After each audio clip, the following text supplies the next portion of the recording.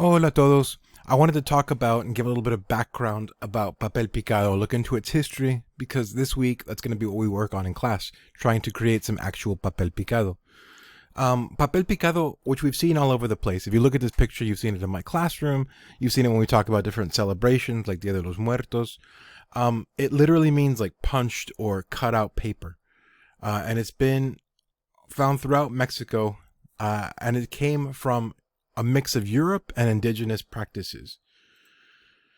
So it's used all over the place. We've seen it, like I said before, at Dia de los Muertos. When we talked about Cinco de Mayo, it's found at all kinds of celebrations like baptisms, weddings, funerals, national holidays, Christmas, Independence Day.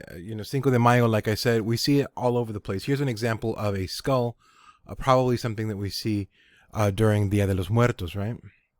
So it's used in many, many celebrations.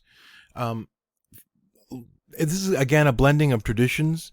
As far as it coming from Spain or from Europe, a long, long time ago, the making of paper originated in China. And because people in Europe and Asia would trade with each other, paper eventually found its way to Spain. And that's important because we know that the Spanish ended up coming and conquering Mexico, bringing a lot of these things like paper making with them. However, when they did come to the New World, to what was then, before what was now as Mexico, the Aztecs, the indigenous people who lived in that area, were already kind of making their own version of it. Without any contact with China or Spain, they would create these cutouts that you're going to see in a little bit by taking the bark off of trees and mushing them into a pulp. They would mush them out, they would dry them, and then after that they would cut shapes into them like the one that you see here.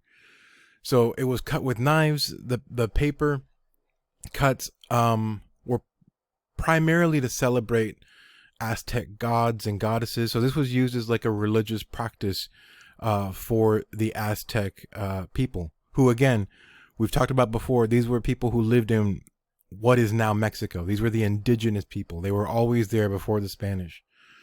So this was what they were doing, and we can kind of see a lot of the influence of Papel Picado in this. So again, remember, Papel Picado is like this blending of historical ideas and practices. Today, it's become a part of Mexican celebrations and cultures, and we see it all over the place. So this practice of paper making that came to Mexico from China, because it came with Spain, was ultimately blended with this Aztec practice of making paper and cutouts. And now we can see it kind of what it looks like today in this picture here. So my question to you, before we get into even making the Papel Picado, is why do you think Papel Picado has become like this symbol of Mexican culture, right? Because if we were to see a picture of Papel Picado, we would think, oh yeah, Mexico, or the celebrations that we've seen in class. Why do you think it's become a symbol of Mexican culture? I can't wait to hear what you guys think. I will see you soon. Hasta pronto. Adios.